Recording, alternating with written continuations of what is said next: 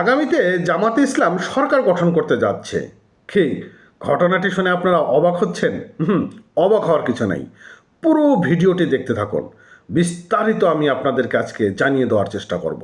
তবে তার আগে অবশ্যই অন্ততপক্ষে আমার এই ভিডিওটিতে একটা লাইক করে রাখবেন। বন্ধুরা, জামাতে ইসলাম তারা রাষ্ট্র ক্ষমতায় আসতে যাচ্ছেন ঘটনাটি শুনে বিএনপির অনেক নেতাকর্মীরা তারা হাসাহাসি করবেন, মজা করবেন। আর এটি কী করে সম্ভব? জামাত তো 3-4টা সিটই পাবে না, বা সর্বোচ্চ তারা যদি পায় 3 থেকে 4টা সিট পাবে। জামাত ইসলাম কিভাবে রাষ্ট্র ক্ষমতায় আসবে? এই মনের আনন্দে বগল বাজাচ্ছেন। কিন্তু জামাতে ইসলাম যে আগামী দিনে রাষ্ট্র ক্ষমতায় আসতে যাচ্ছে, এর অ্যানালাইসিস কি আপনারা করেছেন? বিএনপি তারা আসলে কোনো অ্যানালাইসিস করতে জানে না। বিএনপি তারা মাঠ পর্যায়ে মানুষের মন বোঝার চেষ্টা করে না। ওরা ধান্দায় থাকে কিভাবে চাঁদাবাজি, টেন্ডারবাজি এই সব কাজগুলো করবে। দেখেন, এই 1.5 বছরও হয়নি তারা বিএনপির হাতেই খুন হয়েছে হাজার খানেকের উপরে। আপনি কি দেখেছেন যে জামাত ইসলামের হাতে কোনো জামাত ইসলাম খুন হয়েছে? জামাত ইসলামের হাতে জামাতে ইসলাম নির্যাতন হয়েছে?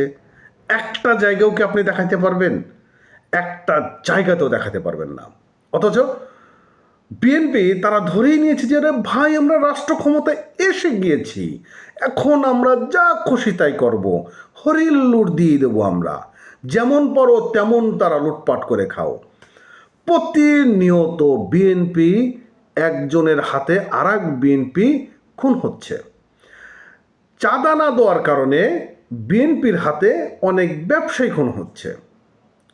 অনেক জায়গাগুলোতে বিএনপির ভয়ে অনেক মানুষ ঘর থেকে বেরোতে ভয় পাচ্ছে।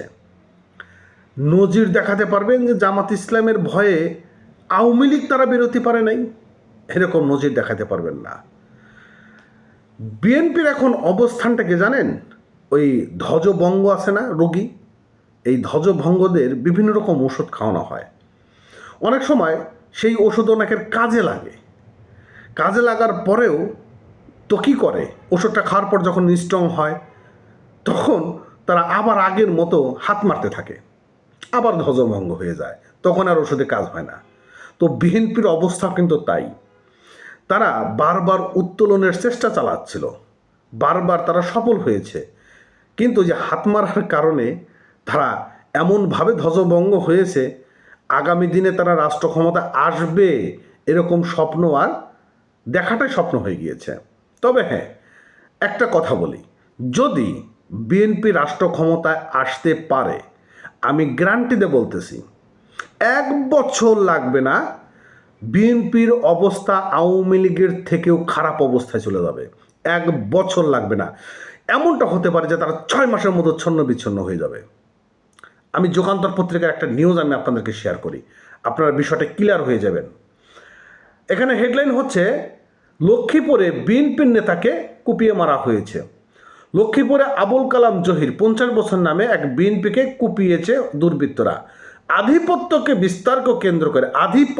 বিস্তার কেন্দ্র করে এই হত্যাকাণ্ড হয়েছে বলে জানানো হয়।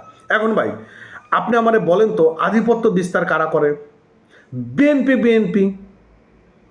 তো এই যে তারা ঘটনাগুলো একের পর ঘটায় দিচ্ছে রে ভাই, এখন আপনি বলেন যে ঘটনাটা কি, বিএনপির অবস্থানটা কি?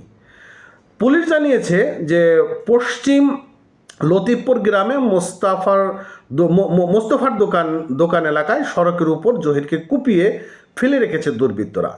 এই ঘটনাস্থলে তার মৃত্যু হয়। এই সময় জহির মাদক ব্যবসা ও মাটির ব্যবসার সঙ্গে জড়িত ছিলেন। দেখেন, এই জহির কিন্তু একটা বিএনপি নেতা।